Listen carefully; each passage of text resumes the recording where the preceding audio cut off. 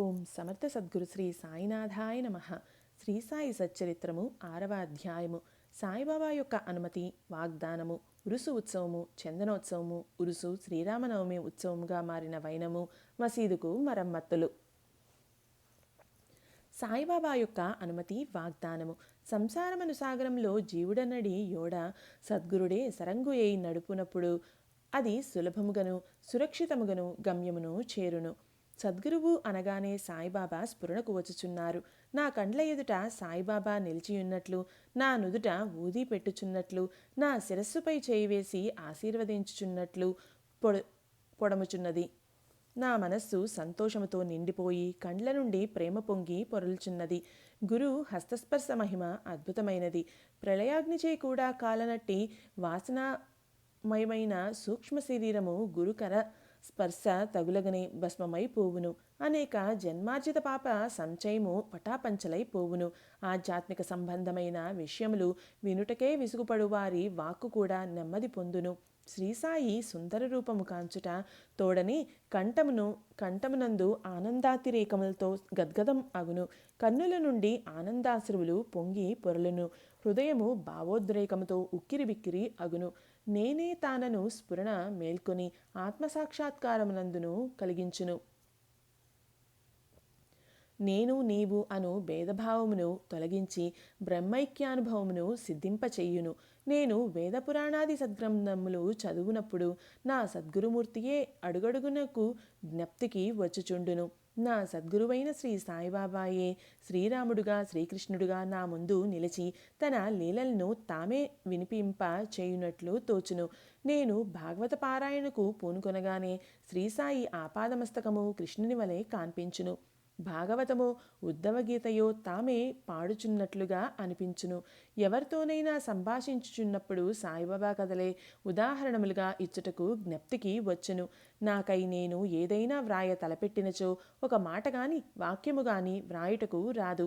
వారి ఆశీర్వాదము లభించిన వెంటనే రచనాధార అంతులేనట్లు సాగును.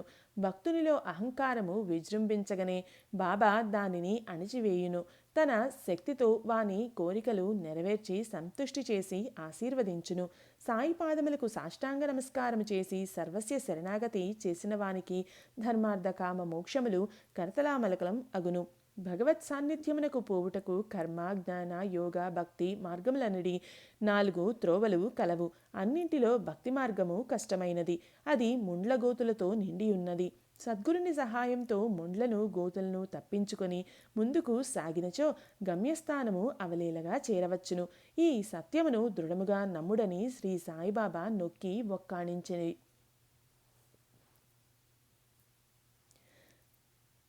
స్వయం సత్తాకమైన బ్రహ్మము జగత్తును సృష్టించు నా బ్రహ్మము యొక్క శక్తి, సృష్టి అను ఈ మూడింటి గూర్చిన తత్వ విచారము చేసి వాస్తవమునకు మూడును ఒకటేనని సిద్ధాంతీకరించి బాబా తన భక్తుల శ్రేయస్సుకై చేసిన అభయప్రదాన వాక్యములను రచయిత ఈ కింద ఉదహరించుచున్నాడు. నా భక్తుని ఇంటిలో అన్నవస్త్రములకు ఎప్పుడూ లోటుండదు. నాయందే మనస్సు నిలిపి భక్తి శ్రద్ధలతో మనఃపూర్వకంగా నన్నే ఆరాధించు వారి యోగక్షేమములు నేను చూచెదను. కావున వస్త్రాహారముల కొరకు ప్రయాసపడవద్దు. నీకు ఏమైనా కావలసిన భగవంతుని వేడుకొనుము. ప్రపంచంలోని కీర్తి ప్రతిష్టలకై ప్రాకులాడుట మాని దైవం యొక్క దర్బారులో మన్ననలు పొందుటకు భగవంతుని కరుణాకటాక్షములు సంపాదించుటకు యత్నించుము. ప్రపంచ గౌరవమునందు అందుకొను భ్రమను విడువుము. మనస్సునందు ఇష్టదైవము యొక్క ఆకారము నిలుపుము. సమస్తేంద్రియములను మనస్సును భగవంతుని ఆరాధన కొరకే నియమింపుము. ఇతరుల వైపు మనస్సు పోనివ్వకము. ఎల్లప్పుడూ నన్నే జ్ఞప్తి అందుంచుకునుము.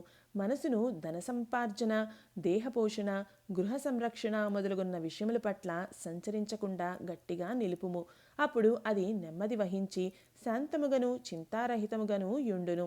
మనస్సు సరియైన సాంగత్యములో ఉన్నది అనుటకు ఇదియే గుర్తు. చంచల మనస్కునకు స్వాస్థ్యము చిక్కదు. బాబా మాటలు ఉదహరించిన పిమ్మట గ్రంథకర్త షిరిడీలో జరుగు శ్రీరామనవమి ఉత్సవమును వర్ణించుటకు పూనుకొనెను. షిరిడీలో జరుగు ఉత్సవములన్నింటిలో శ్రీరామనవమియే గొప్పది. సాయిలీల 1900 25 పుట 197 పత్రికలో షిరిడీలో జరుగు శ్రీరామనవమి ఉత్సవం గూర్చి విపులముగా వర్ణింపబడింది. దాని సంగ్రహం ఇచ్చట పేర్కొనబడుచున్నది. ఉరుసు ఉత్సవం. కోపర్గావ్లో గోపాలరావు గుండ్ అనునతడు పోలీసు సర్కిల్ ఇన్స్పెక్టర్గా ఉండెను. అతడు బాబాకు గొప్ప భక్తుడు. అతనికి 3 భార్యలు ఉన్నప్పటికీ సంతానము కలుగలేదు. శ్రీసాయి ఆశీర్వచనముచే అతనికి ఒక కొడుకు పుట్టెను. ఆ ఆనంద సమయంలో అతనికి షిరిడీలో ఉరుసు ఉత్సవం నిర్వహించవలనను ఆలోచన కలిగినది. తన ఆలోచనను తాత్యా కోతే పాటిల్, దాదా కోతే పాటిల్, మాధవరావు దేశపాండే తదితర తక్కిన సాయి భక్తుల ముందు ఉంచెను. వారంతా దీనిని ఆమోదించిరి. బాబా ఆశీర్వాదమును అనుమతిని పొందిరి. ఇది 1897లో జరిగెను. ఉరుసు ఉత్సవం జరుపుకోవడానికి జిల్లా కలెక్టర్ అనుమతికై దరఖాస్తు పెట్టిరి. గ్రామ కులకర్ణి దానిపై ఏదో వ్యతిరేకముగా చెప్పినందున అనుమతి రాలేదు. కానీ బాబా ఆశీర్వదించి యుండుటచే మరల ప్రయత్నించగా వెంటనే అనుమతి వచ్చెను. బాబా సలహాని అనుసరించి ఉరుసు ఉత్సవమును శ్రీరామనవమి నాడు చేయుటకు నిశ్చయించిరి.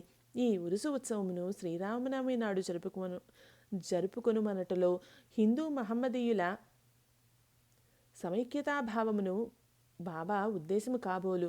భవిష్యత్ సంఘటనలను బట్టి చూడగా బాబా సంకల్పము నెరవేరినట్లు స్పష్టమగును.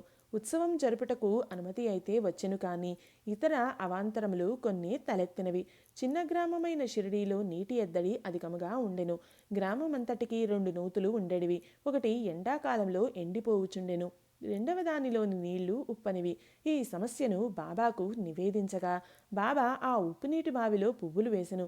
ఆశ్చర్యకరముగా ఆ ఉప్పు నీరు మంచినీళ్లుగా మారిపోయినవి. ఆ నీరు కూడా చాలకపోవుటచే తాత్యా పాటిల్ దూరం నుండి మోటల ద్వారా నీరు తెప్పించెను. తాత్కాలికముగా అంగళ్ళు వెలిసినవి.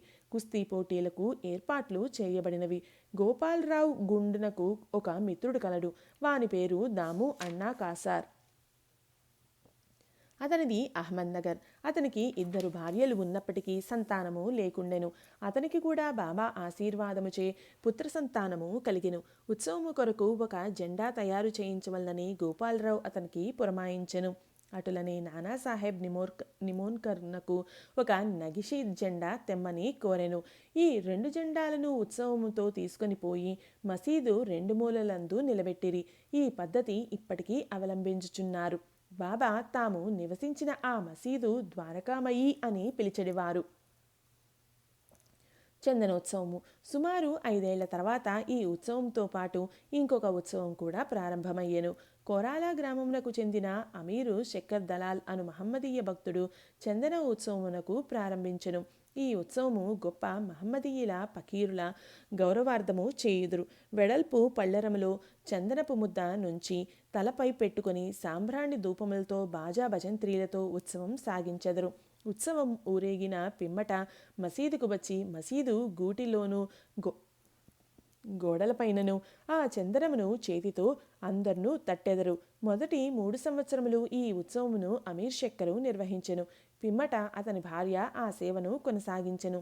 ఒకే దినమందు పగలు హిందువులచే జెండా ఉత్సవము, రాత్రులందు మహమ్మదీయులచే చందనోత్సవము ఏ అరమరికలు లేక జరుగుచున్నవి. ఏర్పాట్లు. షిరిడీలో జరుగు శ్రీరామనవమి ఉత్సవము బాబా భక్తులకు ముఖ్యమైంది, పవిత్రమైంది. భక్తులందరూ వచ్చి ఈ ఉత్సవంలో పాల్గొనుచుండిరి. బయట ఏర్పాట్లన్నీ తాత్యా కోతే పాటిల్ చూచుకొనిటివారు. ఇంటి లోపల చేయవలసినవన్నీ రాధాకృష్ణమాయి అను భక్తురాలు చూచుచుండెను. ఉత్సవ దినములలో ఆమె నివాసము భక్తులతో నిండిపోయేది.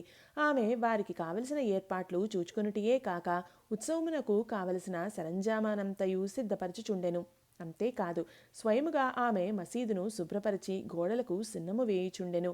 మసీదు గోడలు బాబా వెలిగించు దునిమూలముగా మసిపట్టి ఉండెడివి. మండుచున్న దునితో సహా మసీదులోని వస్తువులన్నింటినీ తీసి బయటపెట్టి మసీదు గోడలను చక్కగా కడిగి వెళ్ళవేయుచుండెడిది. ఆమె ఇదంతయు బాబా చావడిలో పరుండునప్పుడు చేసేడిది. ఈ పనిని శ్రీరామనవమికి 1 రోజు ముందే పూర్తి చేయుచుండెను. పేదలకు అన్నదానమనిన బాబాకు చాలా ప్రీతి. అందుచే ఈ ఉత్సవ సమయమందు అన్నదానము విరివిగా చేయుచుండిరి. భోజన పదార్థములు, మిఠాయిలు రాధాకృష్ణమాయి ఇంటిలో విస్తారముగా వండబడివి. అనేక మంది సంపన్నులైన సాయి భక్తులు స్వచ్ఛందముగా పూనుకొని ఈ సేవలో పాల్గొనుచుండెడివారు. ఉరుసు శ్రీరామనవమి ఉత్సవంగా మారిన వైరము.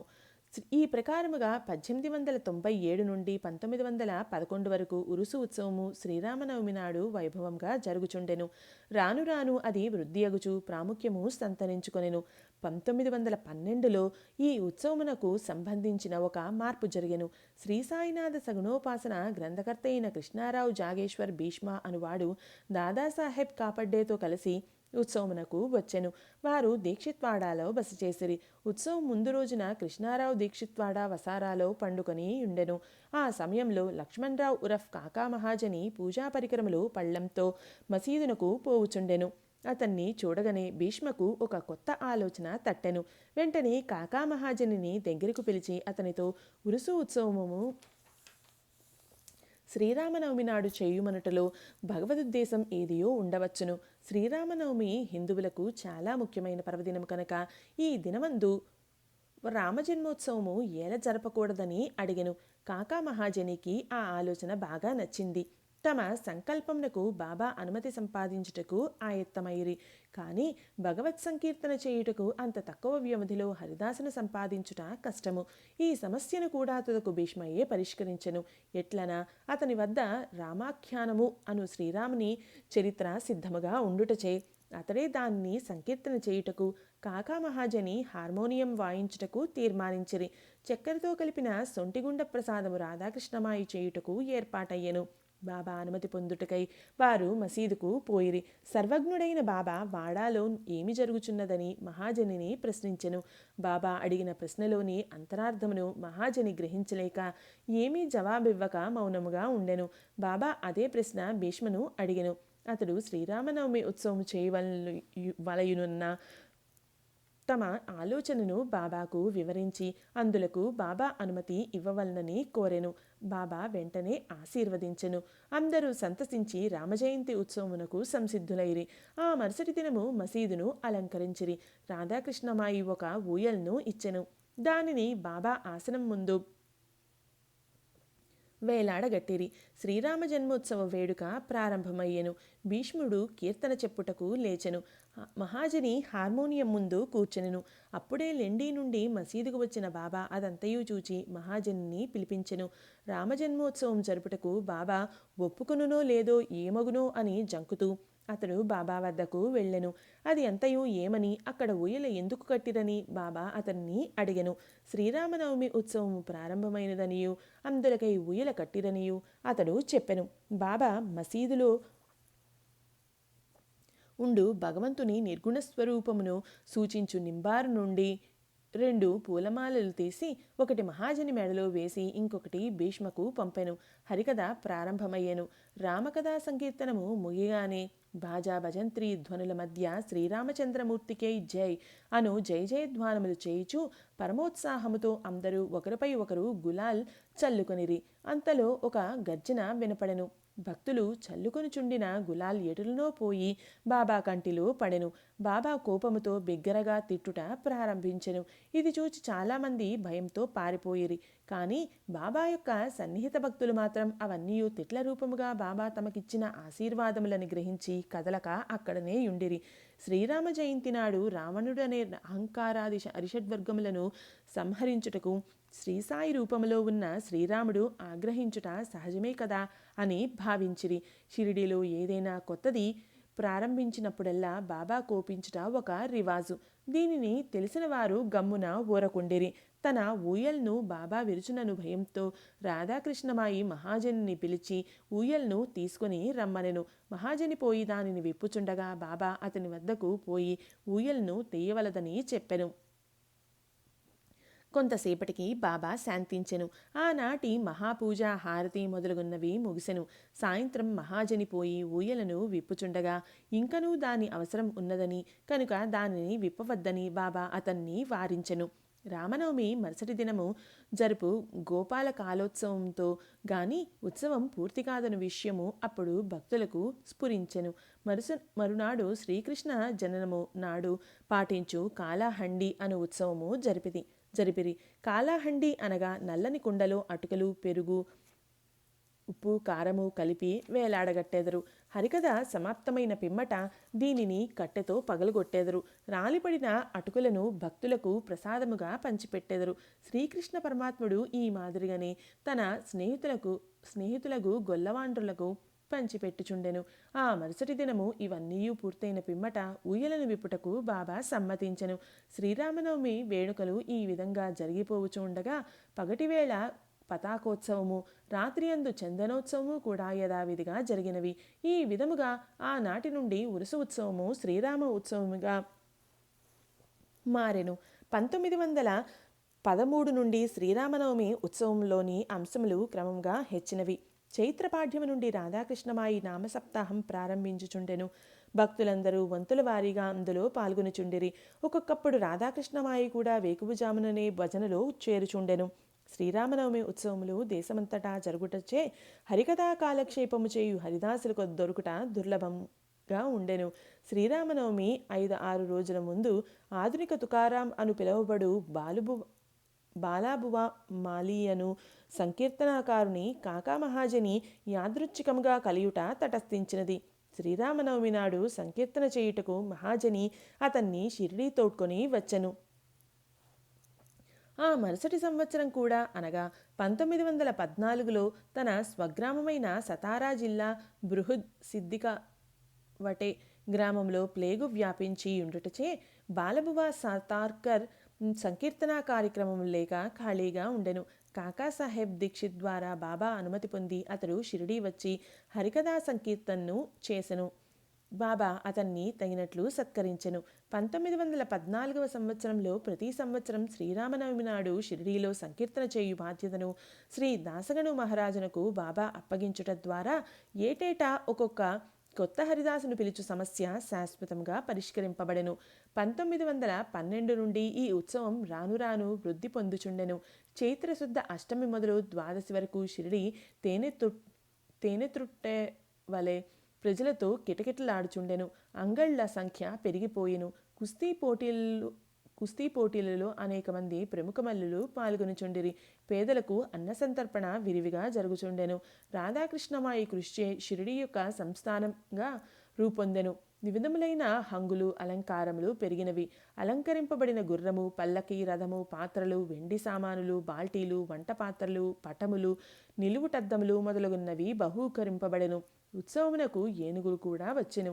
ఇవన్నీ ఎంత హెచ్చినప్పటికీ సాయిబాబా వీనిని ఏమాత్రమూ లక్ష్యపెట్టక యథాపూర్వము నిరాడంబరులై ఉండేవారు. ఈ ఉత్సవంలో గమనింపవలసిన ముఖ్య విషయం ఏమనా హిందువులు మహమ్మదీయులు ఎట్టి అరమరికలు లేక కలిసిమెలిసి ఉత్సవంలో పాల్గొనుచుండెడివారు. ఈనాటి వరకు ఎటువంటి మత కలహములు షిరిడీలో తలెత్తలేదు. మొదట 5,000 నుండి 7,000 వరకు వచ్చు యాత్రికులు వచ్చేవారు. క్రమంగా ఈ సంఖ్య 75,000కు పెరిగినది. అంత పెద్ద సంఖ్యలో జనులు గుమిగూడినప్పటికీ ఎన్నడూ అంటువ్యాధులు గాని అల్లర్లు గాని సంభవించలేదు. మసీదుకు మరామత్తులు. గోపాలరావు గుండునకు ఇంకొక మంచి ఆలోచన తట్టెను. ఉరుసు ఉత్సవము ప్రారంభించిన విధముగానే మసీదును తగినట్లుగా తీర్చిదిద్దవలనని నిశ్చయించుకొనెను. మసీదు మరమ్మత్తు చేయు నిమిత్తమై రాళ్లను తెప్పించి చెక్కించెను. కానీ ఈ పనిని బాబా అతనికి నియమించలేదు. నానాసాహెబ్ చాందోర్కర్నకు ఈ సేవ లభించినది. రాళ్ల తాపన కార్యము కాకాసాహెబ్ దీక్షిత్కు నియోగింపబడెను. మసీదుకు మరమ్మతులు చేయుట మొదట బాబాకు ఇష్టం లేకుండెను. కానీ భక్తులకు మహల్సాపతి కల్పించుకొని ఎటులను బాబా అనుమతిని సాధించెను. బాబా చావడిలో పండుకొను ఒక రాత్రిలో మసీదు నేలను చక్కని రాళ్లతో తాపన చేయుట ముగించిరి. అప్పటి నుండి బాబా గోనెగుడ్డపై కూర్చుండుట మాని చిన్న పరుపు మీద కూర్చుండువారు. గొప్ప వ్యయప్రయాసలతో 1911వ సంవత్సరంలో సభామండపమును పూర్తి చేసిరి. మసీదుకు ముందున్న జాగా చాలా చిన్నది, సౌకర్యముగా లేకుండెను. కాకాసాహెబ్ దీక్షిత్ దానిని విశాలపరిచి పైకప్పు వేయదలచెను. ఎంతో డబ్బు పెట్టి ఇనుపస్తంభములు మొదలగున్నవి తెప్పించి పని ప్రారంభించెను. రాత్రి అంతయు శ్రమపడి స్తంభములు నాటెడివారు. మరుసటి దినము ప్రాతకాలమునే బాబా చావడి నుండి వచ్చి అదంతయు చూచి కోపంతో వానిని పీకి పారవేచెడివారు. ఒకసారి బాబా మిక్కిలి కోపోద్దీపితుడై నాటిన ఇనుపస్తంభమును ఒక చేతితో పెకిలించుచు రెండవ చేతితో తాత్యా పాటిల్ పీకను పట్టుకొనెను. తాత్య తలపాగాను బలవంతముగా తీసి అగ్గిపుల్లతో నిప్పంటించి ఒక గోతిలో పారవేచెను. బాబా నేత్రములు నిప్పు కణముల వలె వెలుగుచుండెను. ఎవరికిని బాబా వైపు చూచుటకు కూడా ధైర్యం చాలకుండెను. అందరూ భయకంపితులైరి. బాబా తన జేబులో నుంచి ₹1 తీసి అటుపైన విసిరెను. అది శుభ సమయమందు చేయు ఆహుతి వలె కనపడెను. తాత్య కూడా చాలా భయపడెను. తాత్యకు ఏమి జరుగుచున్నదో ఎవరికి ఏమీయూ తెలియకుండెను. కల్పించుకొని బాబా పట్టు నుండి తాత్యాను విడిపించుటకు ఎవరికిని ధైర్యము చాలలేదు. ఇంతలో కుష్ఠరోగి అగు బాబా భక్తుడు అగు బాగోజీ షిండే కొంచెం ధైర్యం కూడగట్టుకొని ముందుకు పోగా బాబా వానిని పక్కకు తోసివేసెను. మాధవరావు సమీపించబోగా బాబా అతనిపై ఇటుకరాయి రువ్వెను. ఎంతమంది ఆ జోలికి పోదలిచిరో అందరికీ ఒకే గతి పట్టెను. కానీ కొంతసేపటికి బాబా శాంతించెను. ఒక దుకాణదారుని పిలిపించి వాని వద్ద నుండి ఒక నగిషి జరీపాగాను కొని తాత్యాను ప్రత్యేకముగా సత్కరించుటకా అన్నట్లు దానిని స్వయముగా తాత్య తలకు చుట్టెను. బాబా ఒక ఈ వింత చర్యను చూచిన వారు ఎల్లరూ ఆశ్చర్య నిమగ్నులు అయిరి. అంత త్వరలో బాబాకు ఎట్లు కోపం వచ్చెను? ఎందుచేత ఈ విధముగా తాత్యాను శిక్షించెను? వారి కోపము తక్షణమే ఎట్లు చల్లబడెను అని అందరూ ఆలోచించుచుండిరి. బాబా ఒక్కొక్కప్పుడు శాంతమూర్తి వలె కూర్చుండి అత్యంత ప్రేమానురాగములతో మాట్లాడుచుండువారు. అంతలో అకారణముగా కోపించెడివారు. అటువంటి సంఘటనలు అనేకములు కలవు. కానీ ఏది చెప్పవలను అను విషయము తేల్చుకొనలేకున్నాను. అందుచే నాకు జ్ఞాపకం వచ్చినప్పుడల్లా ఒక్కొక్కటి చెప్పెదను. ఇది 6వ అధ్యాయం సంపూర్ణం. సద్గురు శ్రీ సాయినాథార్పణమస్తు. శుభం భవతు.